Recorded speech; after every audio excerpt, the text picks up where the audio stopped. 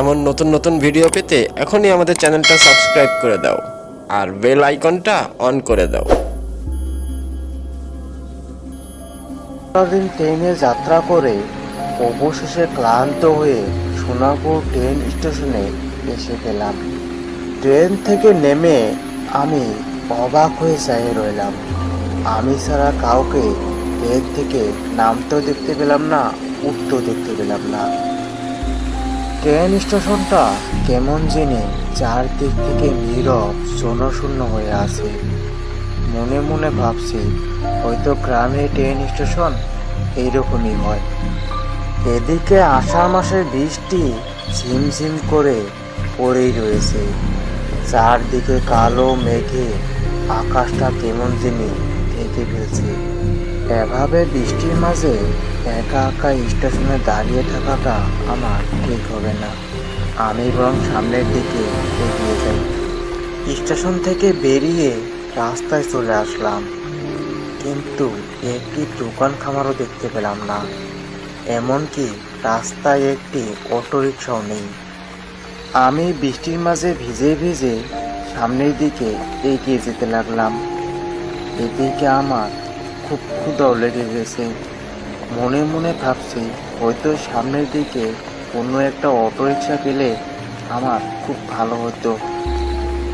কত বছর পড়াশোনা করে অবশেষে এই পোস্টমাস্টারের চাকরিটা পেলাম, তাও আবার এই জঙ্গলপাড়া গ্রামে। জানি না আমাকে কতটুকু পথ হেঁটে হেঁটে যেতে হবে। নিজের উপরে কেমন জানি রাগ হচ্ছে, কেন যে রাত্রের বেলায় এলাম। এইসব ভাবতে ভাবতেই পিছন দিক থেকে একটি অটোরিকশায় এসে আমার কাছে এসে দাঁড়িয়ে গেল।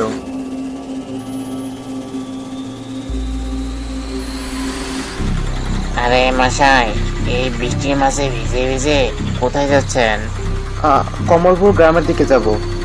আপনি আমাকে ছেড়ে দিতে পারবেন? উঠে আসুন, ছেড়ে দিব।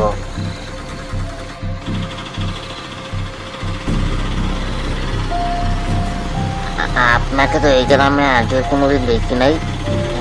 আপনি কোথা থেকে এসেছেন? আমার নাম রতন। আমি শহর থেকে এসেছি। আসলে আমার এই কমলপুর গ্রামে পোস্টমাস্টার চাকরি হয়েছে, সেজন্য আর কি এসেছি। তাহলে আপনি আমাদের গ্রামের নতুন পোস্টমাস্টার? হ্যাঁ, আজ আপনি সময় মতো না এলে আমাকে যে কতটুকু পথ হেঁটে হেঁটে এই বৃষ্টির মাঝে যেতে হতো। সে তো বটে, আমাদের কাজই জাতিদের গন্তব্যস্থানে নিয়ে যাওয়া। আপনি বুঝি সারাদিন অটো চালিয়ে এখন বাড়ি থেকে যাচ্ছিলেন? না না স্যার, একটু আগে অটোটা নিয়ে আপনাকে নিতে স্টেশনে গিয়েছিলাম, কিন্তু যাই দেখি আপনি স্টেশন থেকে এসেই বলেছেন। আপনি কি করে জানতে পারলেন আমি আপনাদের গ্রামে যাচ্ছি?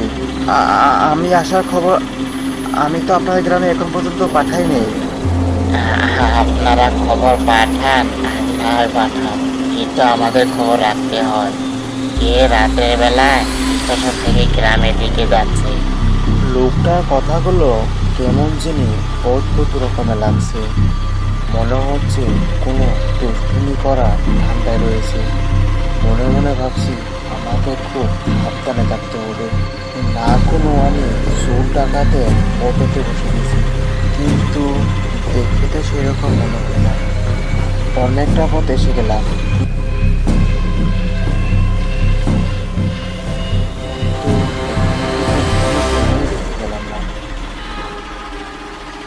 আচ্ছা দাদা, গ্রাম আরো কত দূর? অনেকটা পথ তো এসেই গেলাম। আর বেশি দূর নেই, একটু পরে কমলপুর গ্রাম পেয়ে যাব। আপনি রেস্ট করতে থাকুন। সে বলে লোকটা দ্রুত গতি অটো চালাতে লাগলো। দাদা, আপনার নামটা কি জানতে পারি? আমার নাম আগে রজব ছিল, এখন আত্মা। এটা আবার কিরকম কথা? মানুষের নাম কোনদিন আত্মা হতে পারে? কোনো একজন লোক মারা যাওয়ার পরেও এদিকে ওদিকে ঘুরতে তাকে দেখতে পায়, তখন তো লোকজনেরা তাকে আত্মাই বলে। আমি মারা গেছি তো 5 বছর হয়ে গেল, তা আমাকে আত্মা বলবে না তা কি বলবে?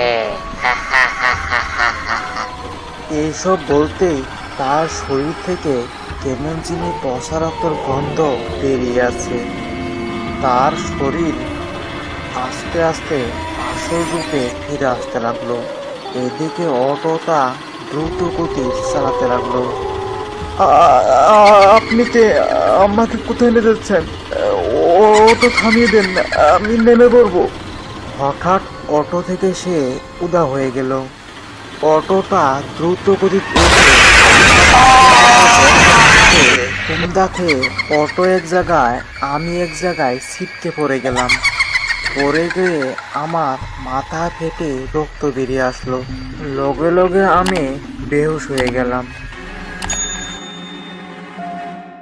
পরের দিন সকালে আমার হুঁশ ফিরে আসলো।